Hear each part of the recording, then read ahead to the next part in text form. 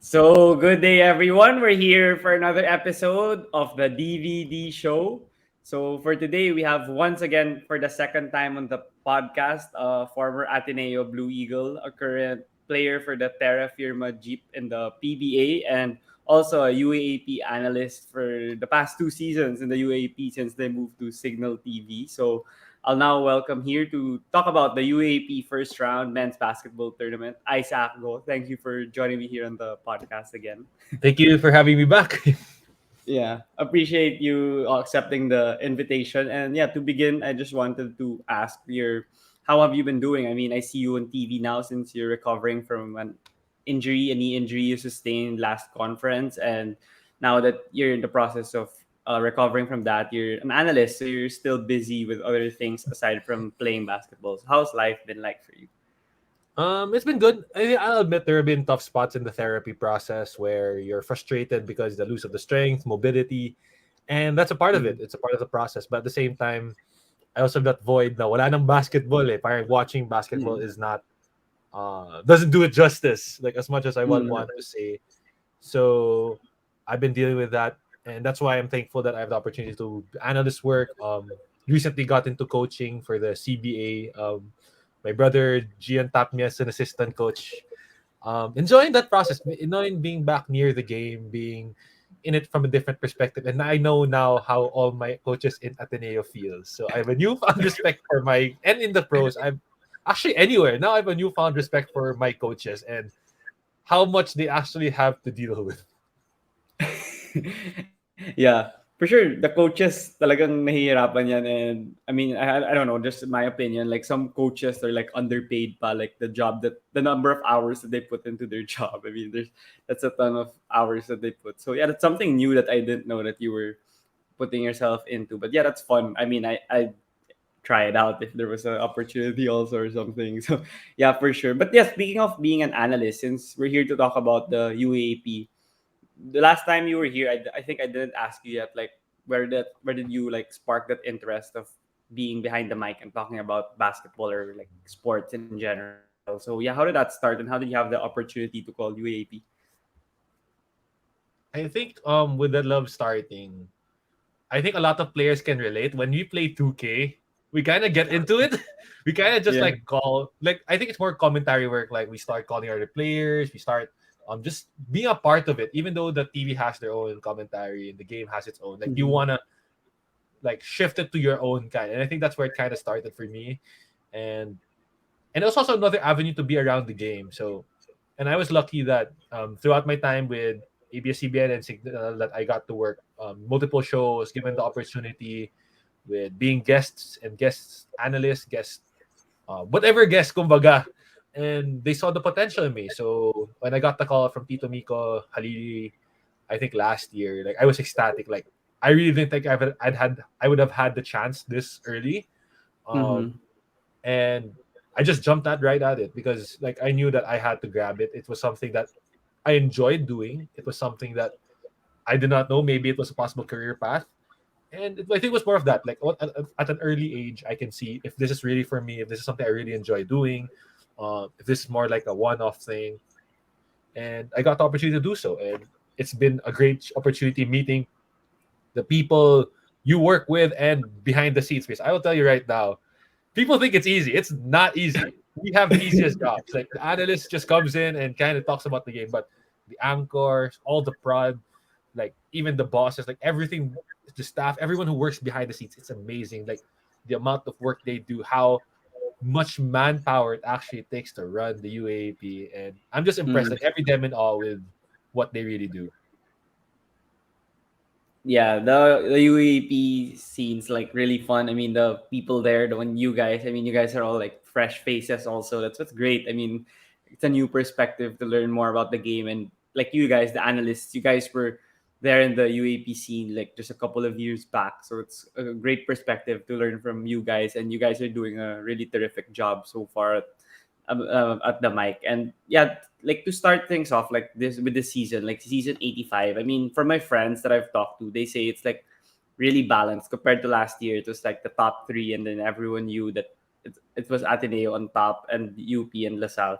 But then now, like that's what everyone thought also. But then it kind of shifted everything. Like the ones that people thought were gonna be below are on top, and the ones that are supposed to be at the top went down. So did you expect that coming out, like as an analyst, as a fan? And what are your initial like observations in after the first round of the UAP men's basketball tournament? I think one that everyone's ready to play this year. Parang, oh nga, I agree with you back then. Parang it was always clear cut. Top two, final four, like everyone had it Yeah. locked. And Mm-mm. I would be lying if I said I wasn't be. I kind of had that perspective, like okay, the top three seeded, and then you kind of have the middle of the pack trying to fight for the last final four. Parang it's segregated to three, and Mm-hmm. they've just thrown every expectation out the window. They've basically said at any given point, anyone can upset. And I think it started with UST beating Adamson at the first Yeah. game. And then you, of course, you had that UP LaSalle in that first game. But you see how really close it was. It wasn't clear cut. And Mm-hmm. throughout the year, NU was a team that I knew that was going to be good. I didn't think we are going to be Mm-hmm. this good. And same with UE. UE was like, I think a lot of people had UE in the lower of the standings. But right now, look at them. They're playing really well. They're 3-4. And even a team like UST, if you look at them at they're 1-6, 1-6, I think. Um, Mm-hmm. they still give teams a scare. There's still times where you didn't know if you were going to pull out a win because of how they played and how they competed. So, Mm-hmm. parang, as we always say in the mic, parang there's now chaos in the standings. Parang everyone's Mm-hmm. enjoying it. That now you can't just waltz in and say, okay, we're gonna win. We're gonna win by 20 and we'll go home and do business. No, like you have to take care of your business now. You have to mentally prepare because everyone's gunning. Everybody's like putting their best foot forward. And if you don't, you'll see upsets. You saw uh, NU lost to FEU. You saw UP lost to NU. So you saw UE beat LaSalle. And now you have these upsets that just jock changing all the standings. And now I think going to the second round, you'll see better basketball because everybody has to play better basketball if they do want to secure their Final Four slot. Mm-hmm. Yeah, for sure. I mean, hopefully, like these, yeah, the teams are gonna get to the groove. I mean, like UST and UE, people said like others wrong, and I think there's still a lot of improvements to do from UE. Like the last game against Ateneo, they were only there for like the first 20 minutes, but they kind of struggled in the second half. So something like that. I mean, those teams, they could already see that kayang-kaya pala nila yung top tier teams and they could win. So it's really fun. Gonna be a fun second round. But yeah, we could also like do it now. Like we could talk about some of the teams, or like all the teams, but then like delve deeper to some of the teams. And start things off, since it's the most like stable team, or like since UP, since they're the defending champions. I mean, they've only made JD Cagulangan play one game, I think, or like basta he's only played like a couple of games and they're still there at the top of the standings. And what do you see in UP that still makes them impressive even without Ricci Rivero and CJ Cansino for this season? And I think I thought you were gonna start with the Salne, but okay. With No, no. UP, I think I think number one, they're probably one of the more talented teams in the league. They have Carl Tamar, Zave Lucero, Malik Diouf. They pretty much brought the core back. And yes, they're missing Ricci, they're missing CJ, but they've managed to bring guys in like Harold Alarcon now is taking a bigger role. They're playing 2 point guard lineups, giving Abadjano and Forte a little bit more run. Parang it's Mm-hmm. still relatively the same team, and these guys have managed to find the way to fill in the gap. Parang Mm-hmm. plug and play na lang sila. And you see another thing is that they are not afraid to go to their bench. They Mm-hmm. we like if you watch that Ateneo UP game where when Spencer was getting the foul up, it was quick substitution. There was no hesitation, and there was no. Yes. You could see there was no fear in Coach Gold to tap into his bench to use these guys, and I think that's both. They're super talented. That's number one. Mm-hmm. At the same time, they've bought in under Coach Gold. They know what it takes to win. They've won. They kind of like tend to dig themselves a big hole, and then they dig themselves out of the hole because that's how good they are. Yeah, But yeah. we've seen if you do it against these good teams like NU and they playing their best, it's very difficult to pull out a secure win because parang miracle maroons, di ba? Parang sinasabi nila. Mm-hmm. But I don't think it's a little too close for comfort for Coach Gold and their coaching staff that why do we have to dig ourselves out of the hole every time? Why not focus on stronger starts? And I think Mm-hmm. that's been his key message throughout the season. Mm-hmm. Yeah, with UP, I think yeah they could still improve on that. I mean, and against UST, they just knew they could pounds on UST. So first quarter pa lang they dominated them right away. But then yeah, you mentioned already on the slow starts of UP, and before whenever they had a slow start, they have someone like yeah Ricci and CJ who are like great one-on-one guys that could create something out of nothing in certain possessions of the game.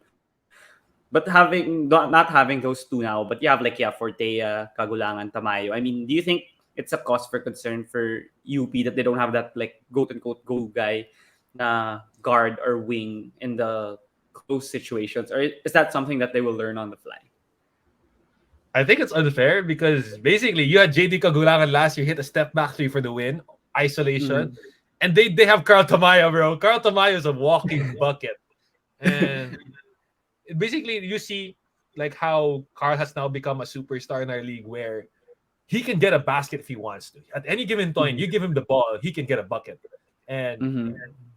parang parang you've seen it. Like you saw it last year against LaSalle, the second round, where Carl basically went isolation on Balti for the win. Yeah, We've yeah. seen this year not so much. I think because actually a little bit. I think a little bit more now. You've seen those big games where Carl has to take charge, and he Yeah. is their go-to guy. He is their scorer. He's their closer. That might change when JD Cagulangan does now play more consistent minutes. But Mm-hmm. they like they yes they don't have Richie, yes they don't have CJ, but having Carl Tamayo is like a parang kawawa talaga UP, no? Parang they lost two guys but then they still have Carl Tamayo. Kawawa talaga nila. Yeah. Yeah. But then yeah, speaking of Kagulangan, it's like great that you touched onto him because I wanted to ask you your opinion. I mean, as a player, he hasn't played a lot of games and people are saying, magigising lang yan pag big games na kasi yeah, he already proved himself that whatever happens, he's still playing well. I mean, in the Ateneo game, he didn't play the whole season and then he played against Ateneo and was a spark plug off the bench. So, do you think it's hard for a player to find the rhythm and confidence? I mean, I'm sure he has his confidence, but more of like the rhythm and the style of play in the UAP going up against like for example they play against NU or like Ateneo in the final four tapos dun lang siya maglalaro or like latter part of the second round. So what's your sentiments on that? I think that's a little bit tricky. Because of course you still Mm. want to build chemistry, you still want to have a feel. You want to give JD some run. You can't just like in that I think we got if there was a spectrum with JD, how JD played in UAP Ateneo, Mm-hmm. we got on the better side of the spectrum because you didn't know what you were gonna get. You knew probably the energy was there, the leadership, the defense, but the production we didn't. I think most people didn't like, expect the production he had offensively, and it's Mm-hmm. quite playing with fire, not giving him enough time to like warm up, get a groove on, and people say, "Oh, they'll just sit him out." Parang yes, UP is that good that if JD Cagulangan doesn't play, parang it's like okay, you have Forte, you have Abadjano, Mm-hmm. Cyril Gonzalez getting a little bit more burn. Parang not parang kawawa talaga UP, no? Just kidding aside, but I think fans should kind of be on the side of caution where it does take time, especially with such a short season. There isn't like an NBA where okay, you have 20 games to kind of get your rhythm. In the UAP, it's not. It's 14 games, Mm-hmm. 2 rounds. He's played 1 out of 7, and it's going to be tough.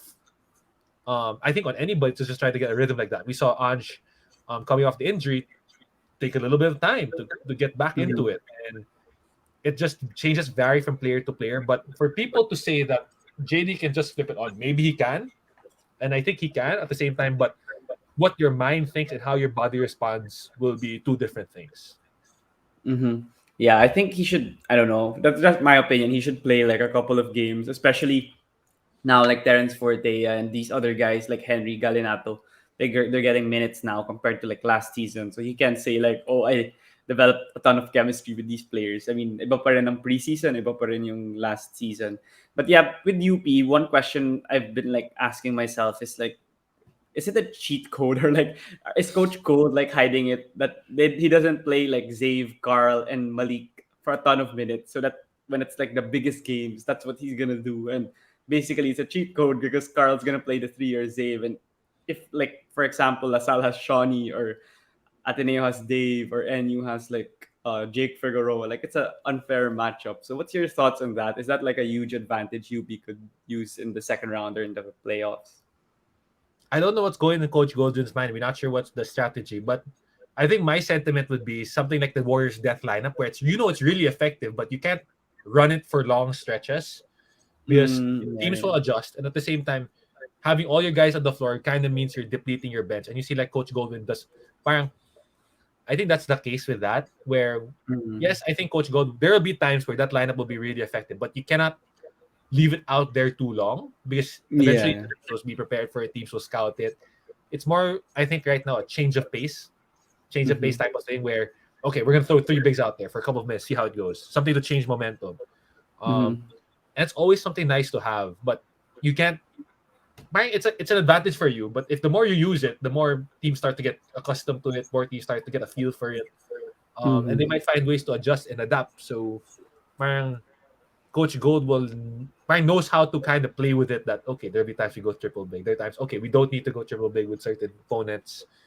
Maybe Mm-hmm. this game one of them's playing bad, so I don't want to go triple big. And it Mm-hmm. really just depends, I think. And this is where I think we'll see the beauty of Coach Gold, and parang we have to reason why is he doing it, when is he doing it. Parang, I think that's what basketball fans are gonna enjoy and try to break it Mm-hmm. down.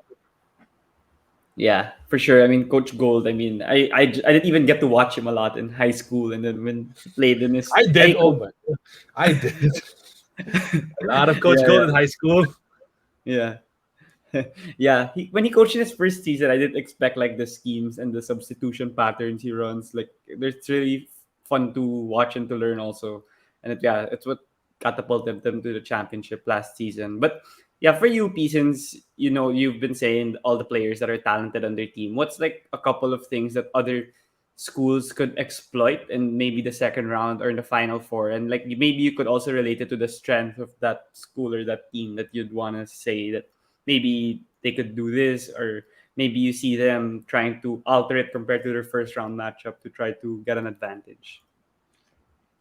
I think I'll just sum this like in a general umbrella. First of all, you have to capitalize on the fact that UP hasn't had the strong start this year. And I think that's what NU did. NU, the only team to beat them, threw the first punch and stuck with them. And once you throw that first punch and you get them energy, UP's going to come back. UP's not going to take it down lightly. And you have to Mm-hmm. find a way to stand your ground. You have to take the hits. You have to respond.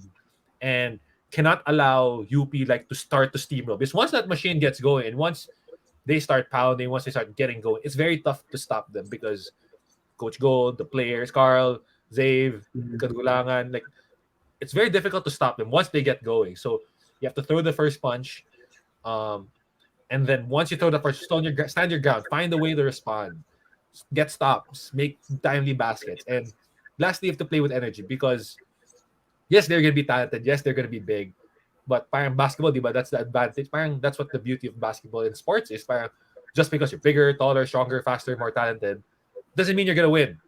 Parang Mm. there's other factors that can step in, that can help you take advantage. Heart, IQ, and you just have to be able to do that against a team like UP, who's really a juggernaut and one of the top, if not the top team in the league. Mm-hmm. Yeah, like I think that's a great points that you mentioned there. And I don't know, like in my opinion, lang, like objectively, like Ateneo has the best chance to beat them this season and like in the finals or somewhere there. I mean, like so far, what all the schools are showing in the first round because of the weapons also they have. I mean, they're a new team, and I mean, you coming from Ateneo, Coach Tab was saying in Nico Ramos's podcast, don't expect us to play that well yet, and don't expect us to like be as dominant as the previous seasons because of various reasons. But watching from now, from like you're not part of the team now and from Ateneo, like what are your initial thoughts about Ateneo, and do you think that they are actually the most serious contender that could beat UP this year?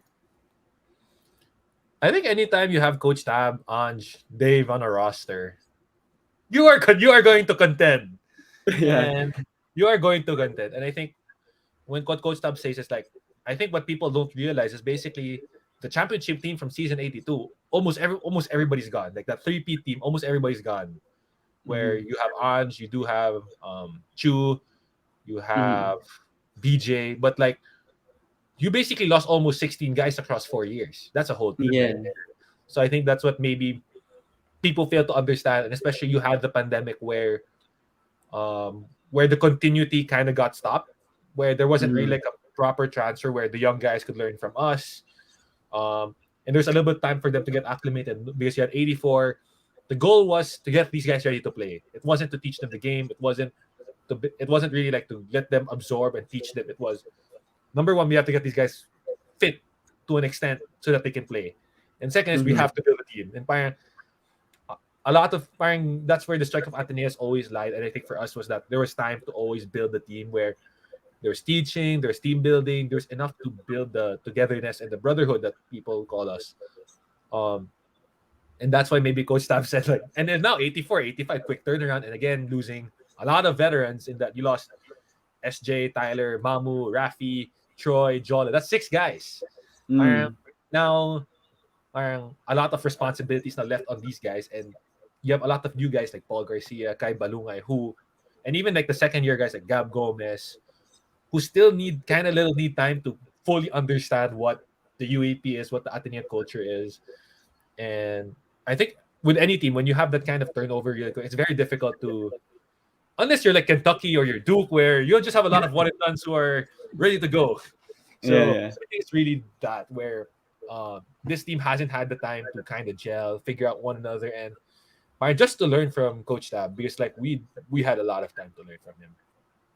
Yeah. Do you think that they're the most the team with the highest chance to beat UP, or Well, somewhere you else? and you just beat them, so should you be saying NU or okay, it's really a close game where you saw that LaSalle and you Ateneo both have a chance. It's really Mm-hmm. if they can find a way to close the gap because both teams kind of lost like 5 or 6 points, single digits, which are Mm-hmm. winnable. That means it is winnable. It isn't like 20 points. Okay, now we lose by 20. We have to find a way to. It's hard to find 20 points. Six Mm-hmm. points, single digits, a little bit more manageable. That means maybe making a little bit more free throws, cutting down to maybe 1, 2 turnovers, and the game could change. But I think that everyone has a fair shot because you can see LaSalle. LaSalle does have weapons. Ateneo, of course, has weapons. And you. And we've seen Mm. even team like UE almost puts a scare on UP. So Mm. any of these teams can beat UP, honestly, on any given day, as long as they put their best foot forward first. Mm. Okay, okay. Yeah, I don't know. Let's see the final four finals, but maybe like on a random elimination round game that will be possible. But when the stakes are its highest, I don't know if the other teams would like fold under pressure against a team like UP or Ateneo. But yeah, talking about Ateneo, I mean, I think even if they're not number one now in the standings, I think they have like the most like point differential like among their wins because they like blow out teams compared to like UP that doesn't has like close games as you mentioned. So do you think that's a what can they like build off that? I mean, their team is new, but then do you think that'll gain more confidence for them heading into round two, possibly get that number two seed? I mean, it's a critical twice to beat advantage part in the final four. So yeah, what do you see from the Blue Eagles? I think by having these big differential games, you do get chances to get these guys on the court. Some of these bench guys, some of these guys, like example, like you get maybe more minutes from Josh Lazaro, you get more minutes from Yes. Gab Gomez, Paul Garcia, Sean Cuteves, just giving them chance to get a burn in because you never know what's going to happen. You never know. Knocking on wood, someone gets injured, foul trouble. Mm. There are many scenarios where if you rely heavily on your starters, parang, and then when the time is it to bring them out, are they ready? They may be ready, but just not having those experience, those quality runs because it's hard to find quality runs in the off season. You can't just find UAP, and it's a different atmosphere in the UAP. So both of those combined, it's an advantage, and at the same time, you get a little bit more rest for your starters, and you see the schedule where you're playing every 3 to 4 days, 14 in how many weeks, and it's kind Mm. of brutal. Like I'll admit that I think the bubble was the most brutal. That last 84, where you're playing Mm. literally TTHS, and then now it's the the second hardest one, where you're playing Wednesday and then the weekend. I remember Yeah, our yeah. time. There would be days where we'd get if we played Saturday. The next game we were playing was Saturday. We had a week Yeah. off. We had a week to train, Mm. and at the same time now practice a little. Parang you can only do so much in practice because you have to prepare for games. You can't overextend these guys, especially with how the rotation the games are being played. So having these big point differential allows you to get these other guys quality runs, allows you to get your starters to a little bit more rest, and Mm. that may pay dividends in the end. Yeah, that's what I see also from Ateneo. I mean, I could see like the other guys, they're hyped up to play. And it's like the fourth and they're up five, and that would really help them when kailangan humugot ni Coach Tab, like in a critical game wherein shots aren't falling from the starters. I mean, like yeah, they're like I didn't mention, but they're like what last in bench points or one of the worst in bench points. But maybe in the second round it's a different case wherein they're maybe like fourth, fifth, and that would be sobrang importante yun sa crucial games like the final four when UP beat LaSalle last year, they subbed out some of their main guys already, and then they still won that game and they advanced to the final. So yeah, that's a great example to point out. But talking about Dave Ildefonso, I mean, he was one of the main guys in NU, still one of the main guys now in Ateneo, but people kind of questioned him in the finals because when they expected him to score a ton and help like SJ and Ange in the final games, he was missing. And now he struggled shooting from I think behind the arc. Like he had a low percentage. He shot out of jump shots. And then in the UE game, the most recent game, you saw the change in his style and he was attacking the basket more. So what do you see from Dave and what can he like do and improve as like maybe leader also and play a higher stakes game and play at a higher level in those kinds of games? I think it's unfair for Dave to see that he did, let's admit it, he did play poorly last year, but at the same time he typically drew the best defender in the opposing team. So that would be Jay That's a plus. Yeah. Spencer, Harold Yeah. Alarcon. See, UP had a lot of guys that they could throw at him, Mm. and I think that was the luxury of UP. So it's, and yes, I do admit maybe the pressure got to him. I really don't know, but we do admit, yeah, he did. He played subpar.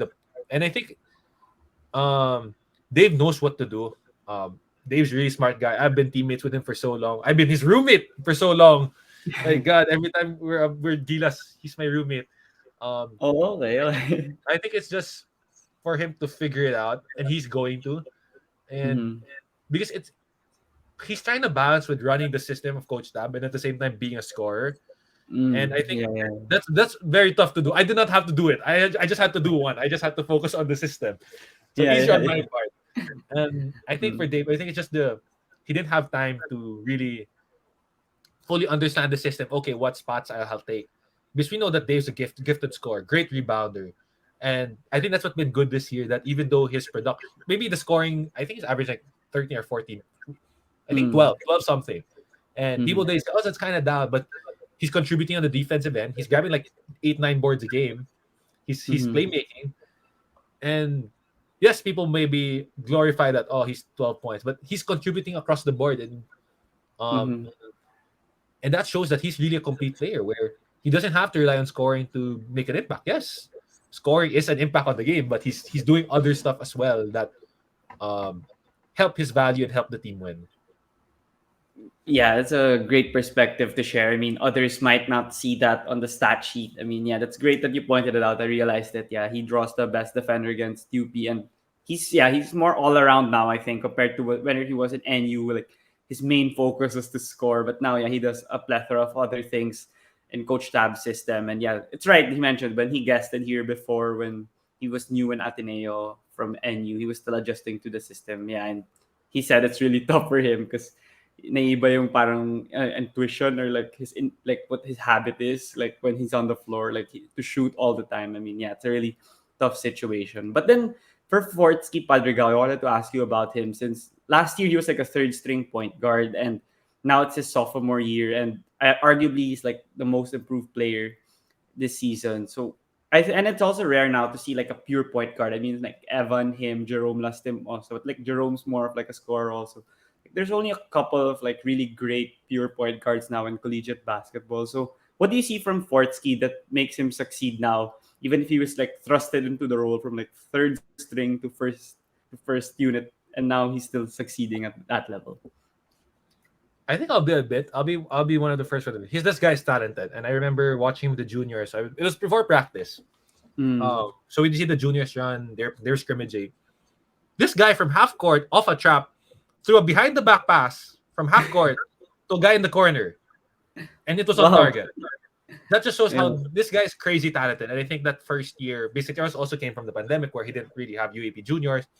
He had Mm. to adjust again, and it did help that Mm. you had both SJ and Tyler ahead of him the depth chart. Parang Yeah. not a lot of quality run, not enough time in the preseason to get ready. Parang Mm-hmm. a lot of things just stacked against him. I think that's why he didn't really perform in his first year. And then the second year, where a little bit more freedom, a little bit more responsibility, had the chance now 1 year to kind of learn the ropes, kind of feel Mm-hmm. what UAP physicality is, what the speed is, what is demanded of him as a point guard. Parang ngayon now he's a little bit able to play a little bit more loose. He's adjusted really well. And I think the two skills that is number one is the passing and number two is the shooting. This guy can shoot. Mm-hmm. Yeah, it's really great to see the improvement. Yeah, I really love his game and the way he involves. Like Angel's job is so much easier finishing at the rim when he gets the ball from fourth ski, and it's also great that you get to play fourth ski in the second unit. Maybe like he would be the facilitator in that kind of offense. So yeah, it'll be great to see at Ateneo in the second round as well. But yeah, moving on to like the two surprise teams. I wanted to talk about them first before we go to like the LaSalle, because LaSalle is gonna be a long LaSalle, we're gonna discussion. talk long on LaSalle because it's your school. Yeah, yeah, for sure. But yeah, talking about NU and UE, I mean, people would say that they didn't really have a go-to like superstar, like a mythical five player on their team, but then they surprised more of UE this season, like NU and UE. Like, what do you see from these two schools that are making them succeed at the first round? And do you think they can sustain it to the second round, or is it more of like a fluke? What's your opinion on their performances? I think NU canceling out the last game where they lost. I think with NU they stick to their strengths. They play hard. They play defense. And you see, Coach Jeff Napa does not. Okay, I'm gonna try to say. Okay, I almost cursed, so I'm gonna stop it. But he doesn't take any. He doesn't take any excuse. He doesn't take any lack of effort. Mm, Um, Basically he disciplines all their guys. Because I've covered two NU games where quick substitutions. You make a mistake, quick substitute. There's no everyone's on a tight list. Everyone's expected to do their jobs, do it well, and there's no drop off in energy once they go to the bench. And I think that's been a key factor when how they're able to contend with these runs, how they're able to respond with haymakers thrown by opponents is that they go into their bench and their bench responds. Their bench comes in like, okay, I know my role. I know what to do. I know what is expected of me. mm-hmm, And that's how they're able to do it. And credit to Coach Jeff and to the staff to training these players because they're I think they're like 10, 11 deep where there's no really big drop off.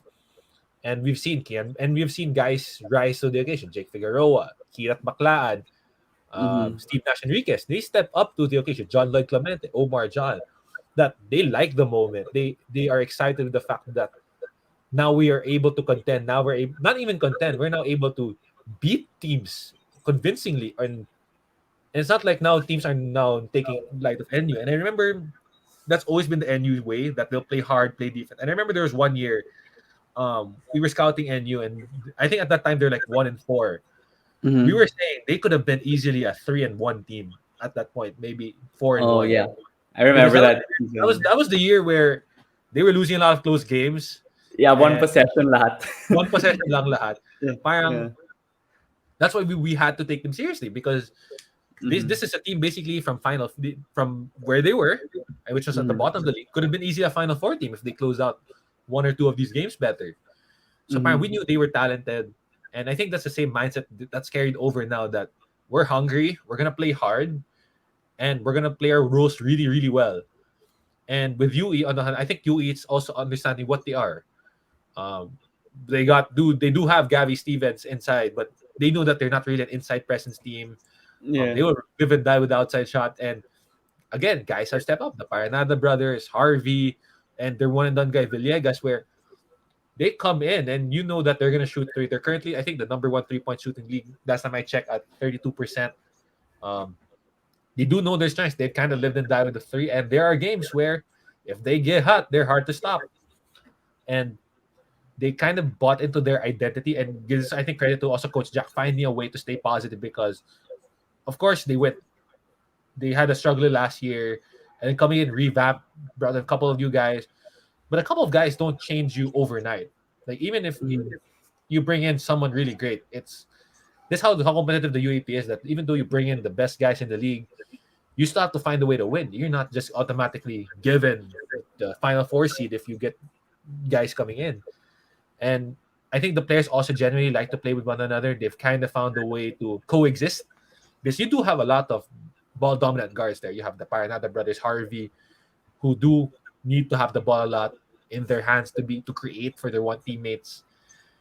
And UE's just found ways, man. They've scrapped their way, and you saw them. They close out games strong, and they found ways to win. This is, I think, one of the teams who are more deadly, and it just shows now that anyone the UAP you cannot take lightly. Yeah, they're fun to watch because yeah, they're live They and are die by fun. the I have to agree. yeah They're fun to watch. yeah, live and die by the three. I mean, I thought they were done against UP, and then Payawal hit like two threes in like 6 seconds, and biglang may chance pa pala. I mean, like you can only see that from UE. Like the other schools aren't able to do that, and I didn't expect it at all. Like before, when it was UE, like in the preseason interviews, like no one was really talking about UE, or when people talk about them like parang rebuilding year, or Coach Jack's like first legitimate year now he'll actually be able to coach the whole season. But then no one really said like Final Four or parang dark horse contender. So for UE, do you think their ceiling is really like a Final Four seed? I mean, it's tough to like say they're gonna be better than like Adamson or LaSalle. So do you really think they have the chance to reach that ceiling, or is it like a year too early for them? I think it's unfair to put a ceiling on them, and we've seen it. They beat LaSalle. They beat a Final Four team Yeah, right there. So yeah, I think it's unfair for us if we do label a ceiling on them, because all of a sudden, if they come in second half shooting 36% from three, whatever ceiling mhm, we put on them, they blow yeah, it out of the water. So I think it's unfair for us to do that, because you see the effort, you see the heart, they see the togetherness to play with one another, mhm. and you see how animated the coaching staff is in helping and really teaching these guys. So who knows? Because I think they have a chance now. They have control over their fate. There's no one else. And we've seen that when they beat. I keep sorry, but I keep replaying it. But when they get their win and when they are able to play well, hawak nila yun eh. It's Yeah, not yeah. because other teams are just giving it. They have it, and I think this is the MO dapat for all the teams in the league, that we control our fate. We decide. We have to decide what happens, and we cannot just let the opponents dictate to us whether we achieve our ceiling, our goal, or not. Yeah, for sure. I mean, yeah, that's really great to just watch UE, like no expectations sila every game. They just play hard. Kahit, yun nga, natatambahan sila against Ateneo, parang they're just playing like kaya-kaya pa humabol. Like, that's really the intensity that's really great about them. But I wanted to ask you about Luis Villegas, because people have been saying like if this guy declares for the draft in the PBA, sure first rounder, he has a sure like spot on the team because of the repertoire he would bring into any PBA team or professional team. What do you see that impresses you the most from him? And like, do you think that he could contend against some of the best bigs in the league, like a Carl or a Zave or a Ange, Phillips? Like, because people like have like, I don't know if you saw like Ryan Alba, like in Twitter, he posted like a anonymous thing like big man A B C D, and then people would vote on the poll, and then Villegas was the one with the highest like percentage. But yeah, what's your thoughts on him? He's good, and he's accepted this role that he really doesn't need the ball a lot. And I think he's averaging a double double right now, and also is one of the top 3 point marks in the league. Before I Mm-hmm. covered this game, he was shooting 50%. I think he had one of the top. I forgot, but he had one of the top marks in the league in terms of 3 point percentage, and Yeah. that's his role because he does play a lot of the 4, 5 spot a lot.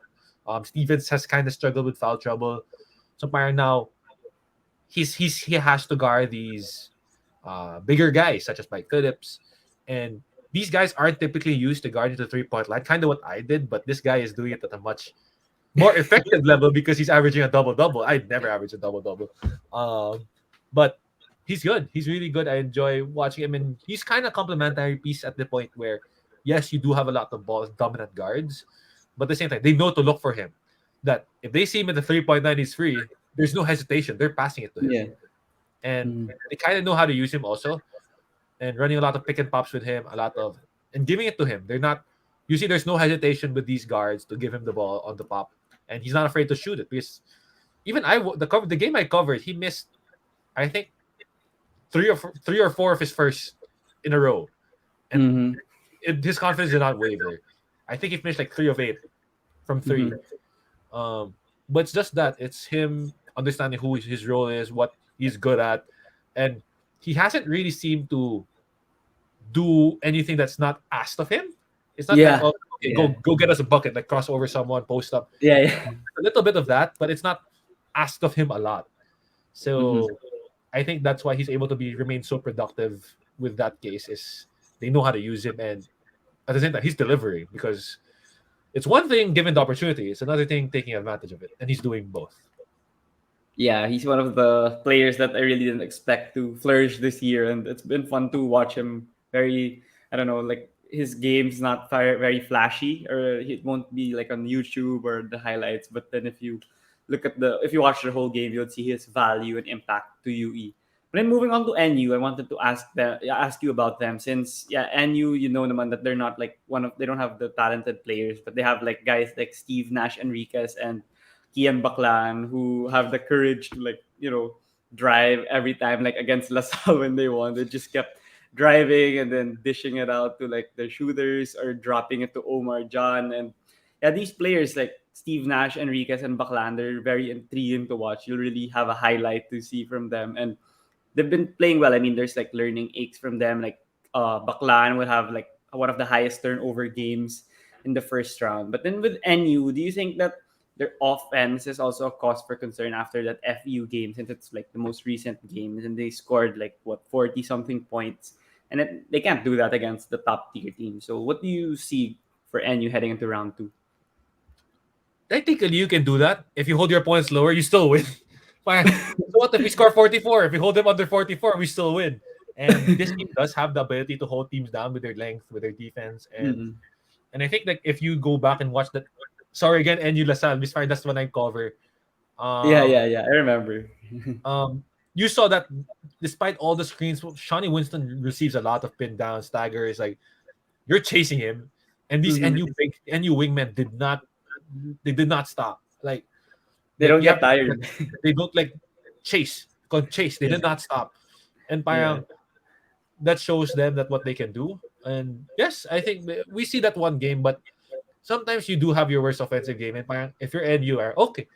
What we've had that one bad game because you kind of expect that at one point or another. Sometimes when you're rolling, that okay, when is it gonna stop? When are we gonna hit that wall?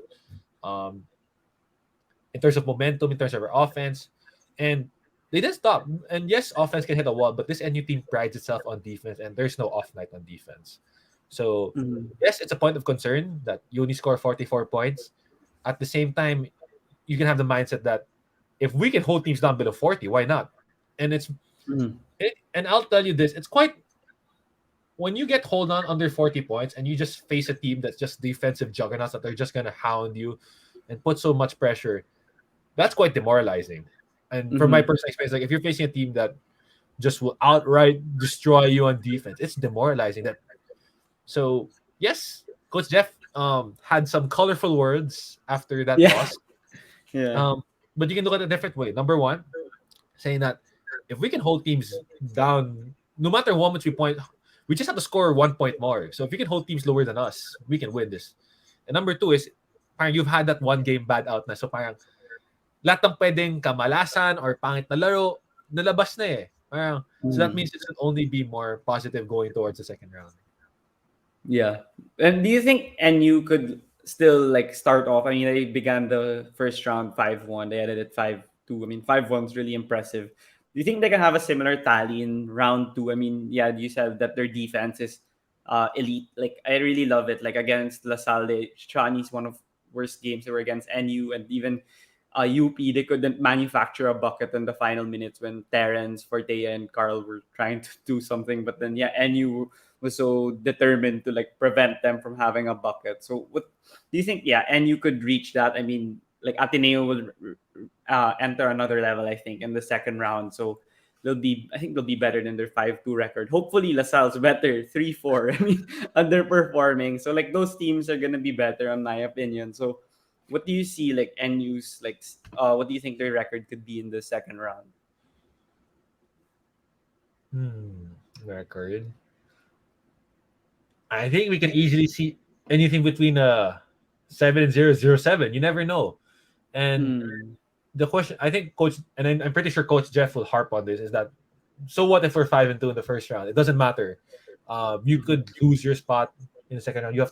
Nothing's given anymore. You have to earn it, and it will also depend how they respond because yes, these teams will be throwing haymakers now at them because now there's no more okay. Everyone will overlook NU. Everyone NU now has a kind of like a target on their back, being finishing 5-2, and that now NU has to kind of like step it up because everyone's going to step as you said. You just want to set Ateneo. Do you think Ateneo will go to a leather devil the second round?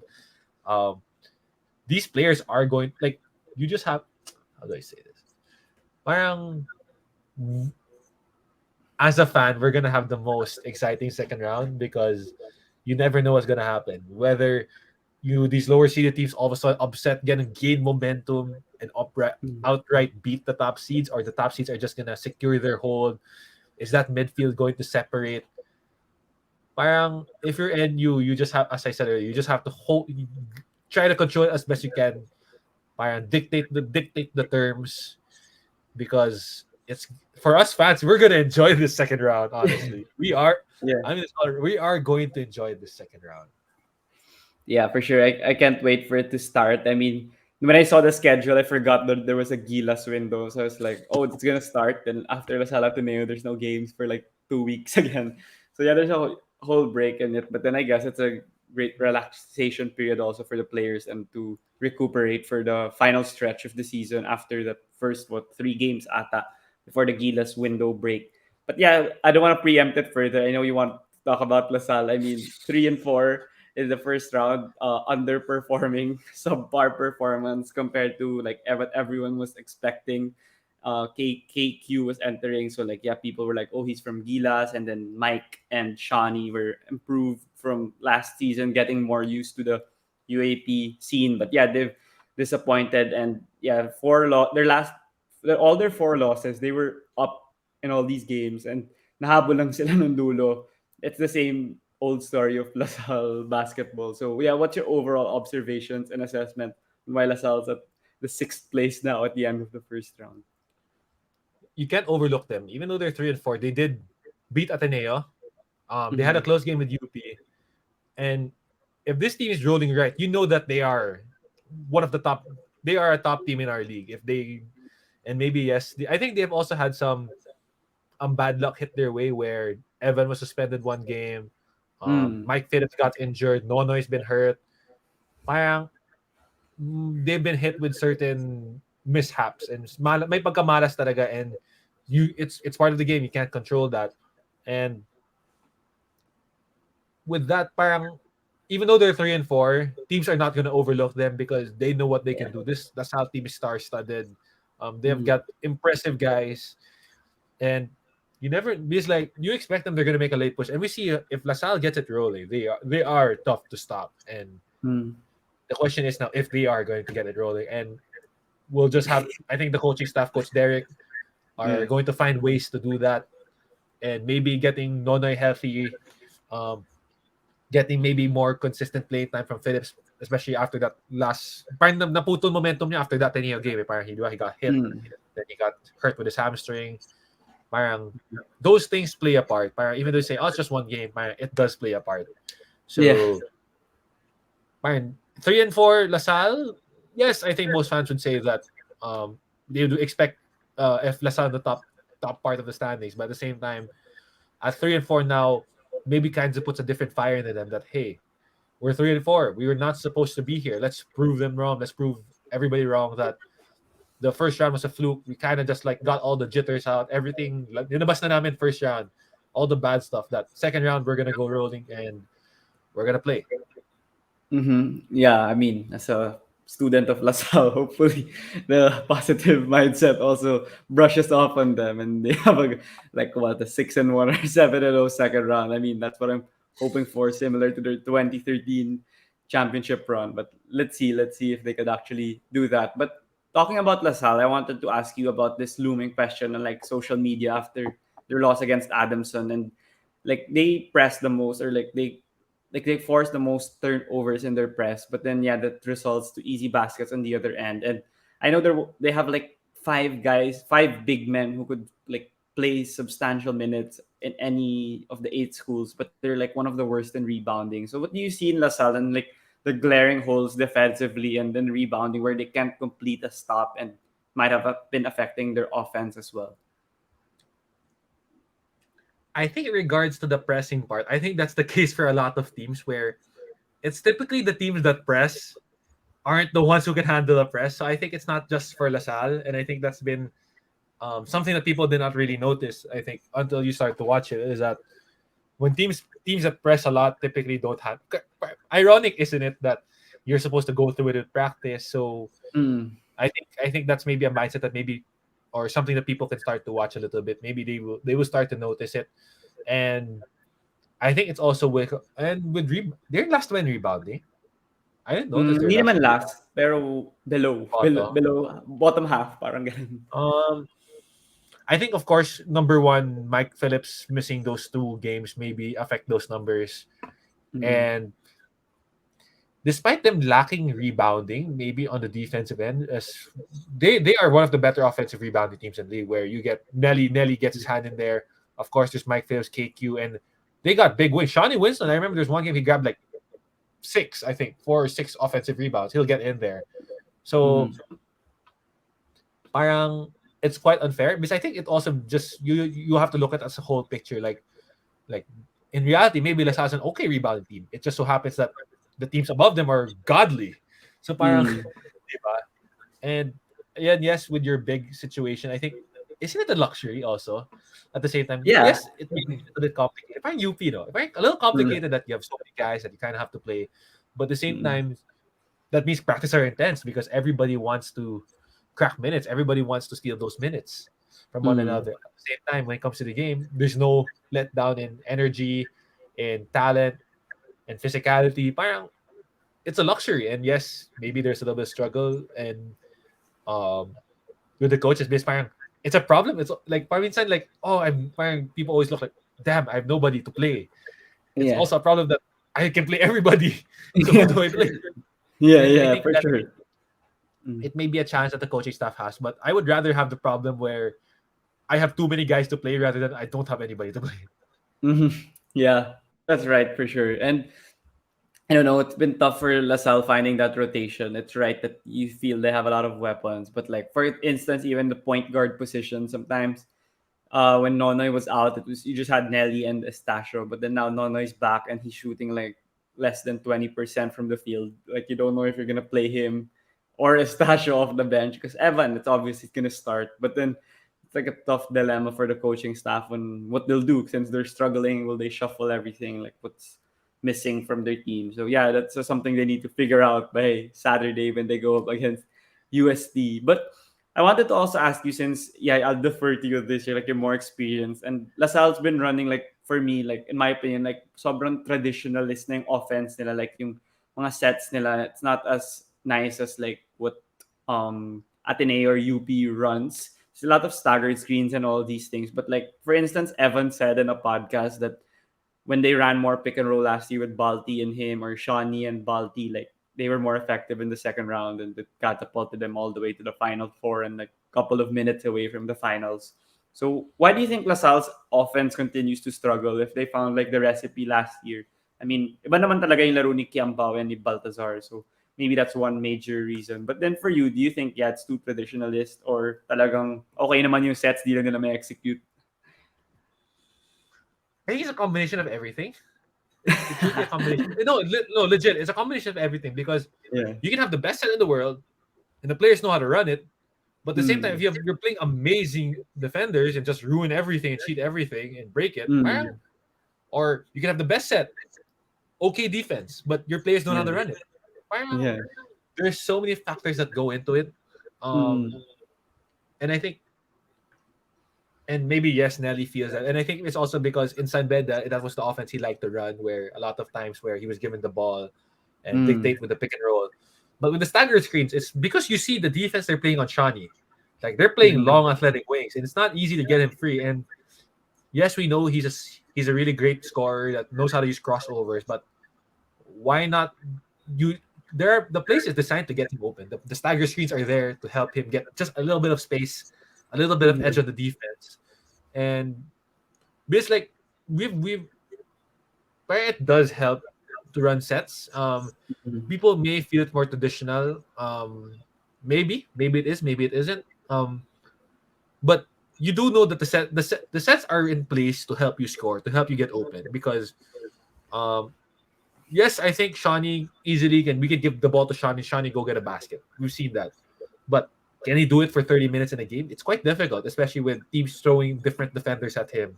He is Mhm. going to get tired, and it's going to be hard because you're just keeping adjusting. So the play is there to help, and I don't think the stagger screens are ran more for Nelly, and maybe that's Yeah, why he that's doesn't enough. see the benefit of it because he's more facilitating at that case. If you see, is the point where he's more facilitating for Shawnee to get open, and Mhm. maybe Shawnee isn't because I think Nelly is a good, really, really good ball handler, really, really ball screen player. Yeah, So one of the maybe best that's in the why league. also he feels like I want to run more ball screen because he knows he's good at it, and Mm. I think that's why where maybe he's just not feeling the play come in for him because he's the one Mhm. facilitating more for Shawnee. But at the same time, you've seen that when Shawnee gets free from those stagger screens, he's quite deadly, especially when he has defenders trailing. So I think it's just really a mix right now. Mhm. And I think that the conversation is now not really for us to talk about, but more of but internally with their team, if they do believe in the sets or if they believe the sets is right for them, or because it's not basta basta. Coach Derek is not just gonna Mhm. drop sets for the sake of drawing up sets. There is reason behind it, and he just parang there is reason behind it. So who knows? Maybe the reason why people feel it's a little bit outdated is because maybe there's just great defense right now and they're not scoring off it because Yeah. the players just decide to get an open shot or to get a good shot. It's one thing taking the good shots, another one making it. The people won't say the play is good if a player misses the open shot. Parang ganun eh. There's that also that connotation from the fans where Mhm. it's a great play because we hit the shot. Mhm. Not always. Mhm. Because like you can run a pretty bad play and defense really stifles it. Just hit a shot, and maybe there might be that connotation that that was a good play. He hit the shot, but or sometimes people say it's a bad play because like we get an open shot, just miss it. Man, damn, why can he hit shots? Man, you can't just always look at the result. And yes, Yeah, yeah. we do have the tendency to just look at the result at the end basket, but you also have to look at the process in which the play develops and allowing them to score. So being outdated, maybe not. I think people will be left to decide. And I think it's more of a conversation internally for them. Because they do have coaching. They have a great coaching staff. So it's not Mhm. just like that. Like okay, we run this play for the sake of running this play. There's a reason behind it, and we may not Mhm. know. They may, and maybe it's a conversation, maybe more meant for internal.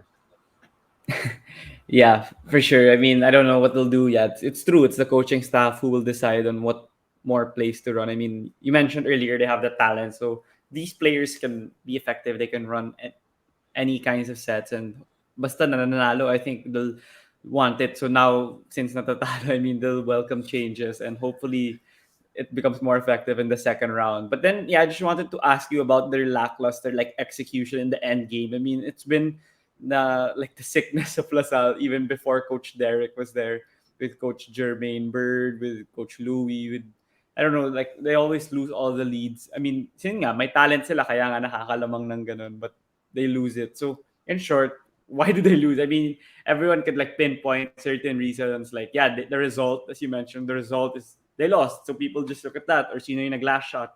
But it can be like a plethora of factors on why they lost. So what's the primary or like a couple of reasons on why they can't take care of the lead? But my answer to that was they beat Ateneo. They managed to hold off the lead against Ateneo. So It's parang just medyo one. unfair. Medyo unfair. And of course they're like that. But of course, I think the one I can throw out there is breaks of the game. Sometimes just doesn't go your way. We've Mhm. seen Nelly hit the shot usually that keeps them in the game. And we know that he Mhm. can do that. But parang he's just it's always in and out. The second shot is always in and out. So parang baka not meant for them. Parang it's a way of them saying that you shouldn't be in this case in this first place. Lamang na kayo. And it again, it's a plethora of factors, and we don't know. We can't pinpoint it because parang um how we look at it is it's unfair to look at the end result. Right? You'll always just look at the last play because we're gonna say, oh, we didn't execute the last play. But basketball's a game of mistakes, and you may have lost. You may just have lost the lead at the end and lost by 2-3 points. But Mm-hmm. and you say, oh, changing one mistake, tapos na. It's not that simple. It's understanding that everything throughout the game, every mistake that happens adds. It just keeps adding and adding. It adds up to the end, and you have the end result that parang you can't just always overemphasize the one point in the game where, let's say, player A misses a step back three to win the game, and everyone's gonna look at that. Everyone's gonna look at the him missing the step back three as the point of the game, where Mm-hmm. as the turning point. It wasn't. There are a lot of mistakes. There are plays before. There may be certain momentum swings that happen, and it communicates. It just adds, adds, adds. So parang yes, we like to look at the result, but it's harder to look at the result at the end of the result and just say, oh, we could have just changed this and win. No, maybe that's the case sometimes, maybe, but it's usually better to look at the start at the game. And maybe I'm not answering your question. Because it's really a tough question to answer to say Yeah, it's why. tough.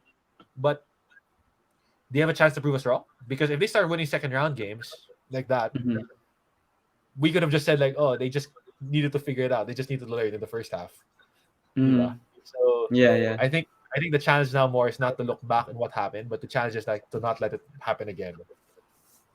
Yeah. But like for the final solid question I wanted to ask was how about Mark Nonoy? I mean, before he was a really force to be reckoned with when UST played against you guys in the finals. Were you still there? You were there, right? In the Yeah, I finals was there. against you. Yeah, Mark against Nolan is UST. he's one of the fastest players you'll ever meet in the league. And he can Yeah. probably beat me end to end with the ball. So he has to dribble. I just have to run. He's beating me end to end. No question about it. And Yeah, I mean, like, what's? I mean, people are so harsh about him. Like, people are saying he's the Pinoy Westbrook, and why is he getting minutes? Like, why can't he just be on the bench? I mean, when he gets in, dun lumalaki yung lamang or dun humahabol yung kalaban. I mean, yeah, people are so harsh nga because they expected a lot from him, which is not his fault. And he's coming off a couple of injuries he sustained in the preseason and his own injuries entering the season. So, what do you see from Mark Nonoy? What does he need to do in the second round to be effective? Because we all know the talent's there. We all know that he can play with Evan and Shawnee, but then it's kind of tough for Coach Derek to play if he's shooting like 3 of 25, I think. So, yeah, what do you see from him? I think yes, yeah, I agree with you. It's unfair to him, but at the same time, he's done his body of work. Then that's why people expect so much from him. People are not gonna Mm, expect from someone who just basta basta. This yeah. guy is someone who put in the hard work, put in the build his rep, played really big games, and it's credit to him and what he's done.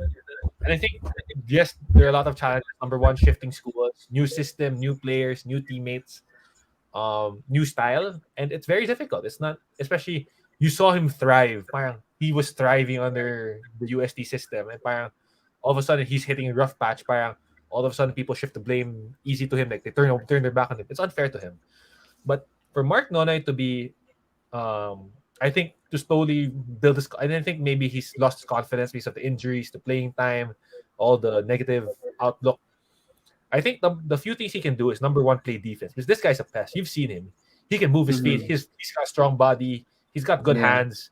Like it's tough to it's tough guarding Nonoy one way, and it's tough being Mm-hmm. guarded by Nonoy the other Yeah. way. So parang he can be a pest both ways. And number two is go back to his strength, which is his speed. Get to the rim. This man, I remember that there was a time when we knew we were gonna press Mark Nonoy, like Coach Tab was taking off the press. There's just none of us could stay in front of him, and that's how much respect we had for him and his ball handling. And I think maybe that he has to go back to that, go back to what made him so successful in UST, which was the speed, the relentlessness on defense, the energy, and it's tough to get that going, especially with a lot of the negativity and a lot of the injuries. And but I think that there's a ball player in there. It's just that we just have to break him out of his shell.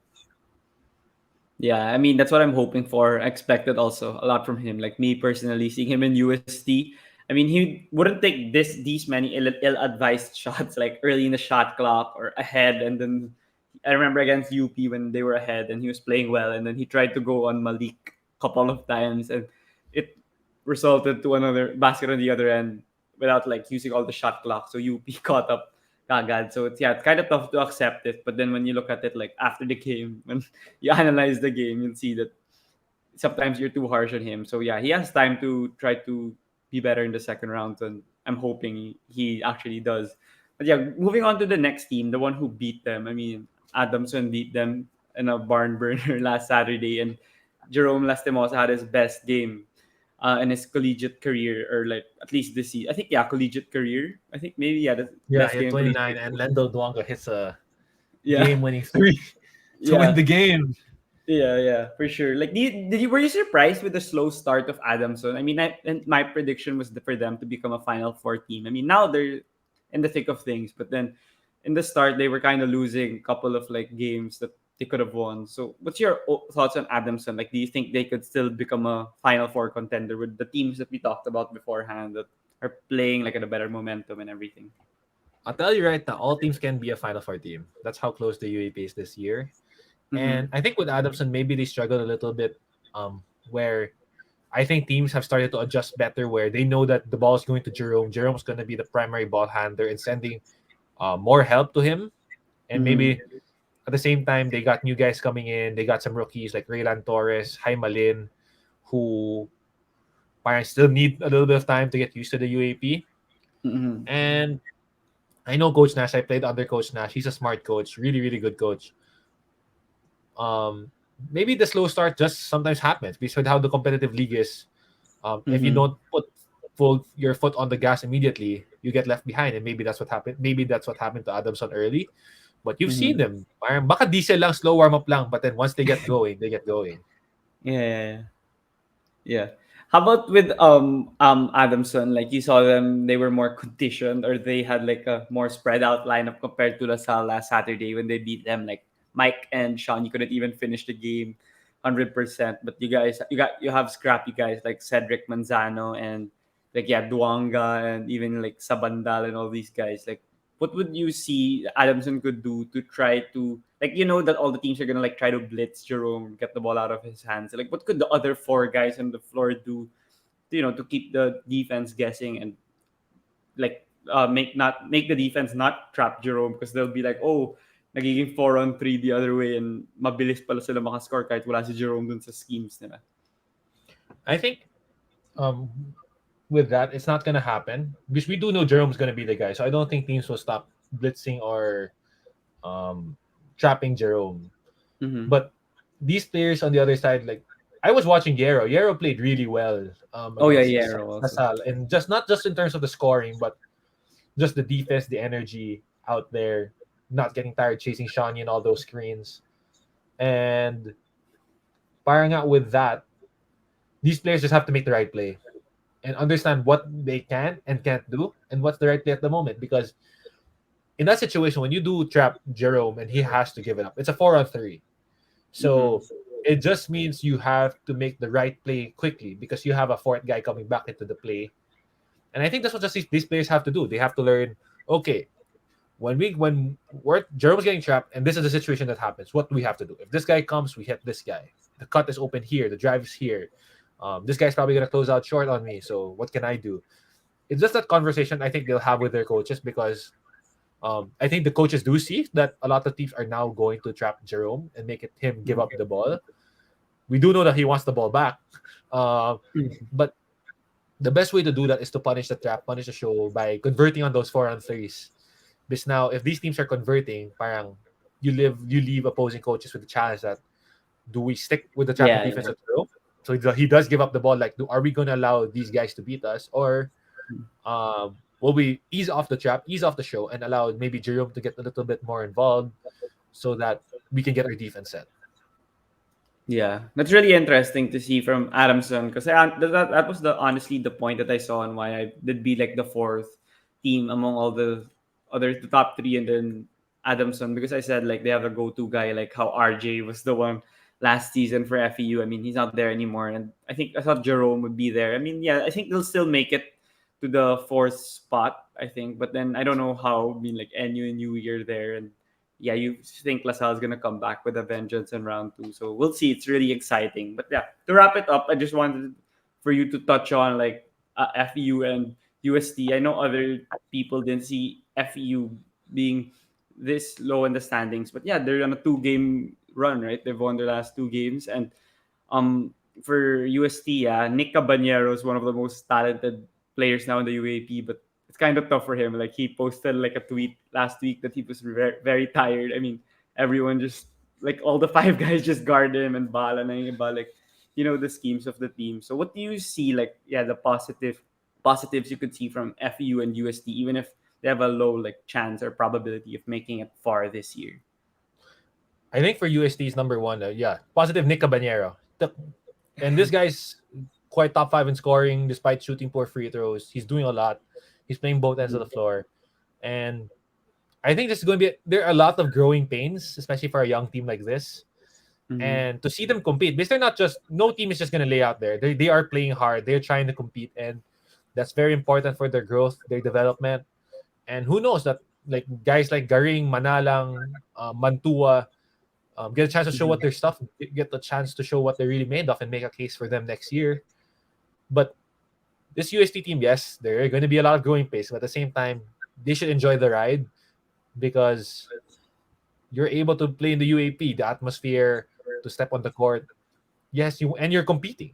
They aren't just you've seen them even against Ateneo in the first half they were close. I think Ateneo was only up one, and it's those things that you take away from them. You parang baon mo na lahat ng matutunan mo this year baon na nila because a lot of these guys still have 3-4 years of eligibility left. So a lot of things for them to build on. You really have to go to the growing pains. No team is just built all of a sudden then ready to compete. There are going to be growing pains. Mm-hmm. And for FEU, 2 wins. You picked up the win against the former number one seed in NU. And yes, maybe the struggle is there where all of a sudden you thought you had RJ Barrientos coming into season 85 and now he's gone. A lot of ball handling, that's a lot of ball handling responsibilities, scoring, playmaking, and parang maybe they're nangangapa pa sila with their identity and maybe they're still trying to find. Parang RJ left a big hole. Let's state it. RJ left a big hole in their team, and we have seen guys step up. Maybe Patrick Sleet, Sejonia, maybe Cholo Anunuevo, and I think the first round was just more of a learning process. All of a sudden, okay, RJ's gone. Like it used to be like a three-headed monster with LJ, RJ, and Chuente. Yeah. no, Alforque, like the 3-point guard, Yeah. and now all of a sudden RJ's gone, and more responsibility to LJ, which and also means that more these opposing teams can now focus on these guards more, and we've seen them step up. We've seen them play well. We've seen guys all of a sudden step into the role, welcome the responsibility, maybe just asking a little bit more consistency throughout the game, the effort, and they will get rolling because FEU is always a team that prides themselves on defense, prides themselves that we will compete, and that's how I played them I played them 4 years in my semifinals every year, and it was always one of the best times of my life because it was one of the most competitive games I would have, and I think they're still trying to figure things out, and they did figure things out by beating NU, maybe a slugfest at that, but I think it's now more of questioning the effort in terms of getting it more consistent. Because the effort there, don't get me wrong, the effort is there. It's just that it isn't consistent. Like example, Cyrus Torres hasn't really found his shot except for that one game. And I think the question about them is more consistency and finding a groove. But you beat the number one team. You won 2 straight games going to the second round. Parang as with other teams, parang nilabas mo na itong sama mo sa first few games. Lahat ng pwedeng malas, sama, out na. And second round, new chance, get rolling, and you can make a late push. And especially with how close the standings are, any team can make a late push to the Final Four. Yeah, for sure. I mean, FU, I think between them and UST, they have a more talented team, and they have players who've actually played like those key games that they could, you never know, they could win a couple of games here and there. They're like 1 game behind the 4th seed, and with like a game to go, like you never know with a team like FEU led by Coach Olsen. But yeah, that's a great way to wrap up the recap for the UAP season 85 first round of basketball. But I'd want to throw like a couple of questions on you na parang like a one line answers lang. Like for the first one, like who was your most surprising like thing that happened in the first round, like either player performance or player who's been playing consistently the whole first round, or like a school, like what's the most surprising thing that you didn't expect entering the season? Lendl Duanga again hitting a game-winning three. I have to put that out there. Probably that. These I did not expect. I did not expect that. I have to put that there. Yeah. Okay. Yeah. For sure. I mean, thinking about it, I think LaSalle should have still fouled. I mean, it's not their fault that they made a shot, but yeah, it is what it is, I guess. But then entering the second round, like, what do you see is like something that other analysts or other commentators or other like fans, like something that's not super talked about that you see happening or you're looking forward to in the second round, something that's not really talked about that much. I think the easiest one would be basically get ready for chaos. That's probably the easiest one, top of mind. Um, I think the second round. Ooh, I think expect more from a lot from KQ. I think he did a lot of figuring out in the first round. Marty, yes, he's not a rookie. Let's be real. He's not a rookie. He's a 22-year-old guy who played in Gilas. There's no way Yeah. he should be considered a rookie. Mhm. But I think the first round, a lot of figuring out, a lot more adjustment, and I expect a lot of things from KQ second round. I do. Yeah, same. But then, how about for the awards? Like for Mythical Five, who's your Mythical Five? Like, Ooh, pasok ba yung Mythical Five mo ng preseason sa Mythical I Five? Like, I never after the come up first with these round? things. I never come up with these things because the rules change. Where I remember last year, the rules change every like last year they changed the rule. Mm. All of a sudden, there's no positions, and 1 year there was. So, am I basing which one am I basing it off? But I Oh, did not. I for did not make a. I did not make a mythical five, TBH, mm, because I usually don't. I just usually just watch them play. But yeah. I think right now, if I had to guess, it would be Carl. Mm-hmm. Carl's definitely there. Shawnee's definitely there. Mm-hmm. Um, who else would be there? This people, a lot of sorry, I know a lot of people had KQ in the Mythical Five and Phillips Nah, not now. Yeah. at early of the Sino- year. Yeah. Parang, Jerome, maybe Rivero Villegas. maybe. Parang, uh, it's really Uh, tough. I can't pinpoint because like I think Shawnee and Anj top two, maybe Carl three. yeah. That's all I have. I think. Uh, I don't know because it's like I really don't know, man. Like this Mythical Five is going to be till the wire. Like it's going to be the wire. It's going to change. Like For sure. Yeah. people will be following that as much as the standings. So Yeah. I think that's the fear I have. But like it's not like sure. Like I kind of still have a Mm. hesitation just even naming those three guys.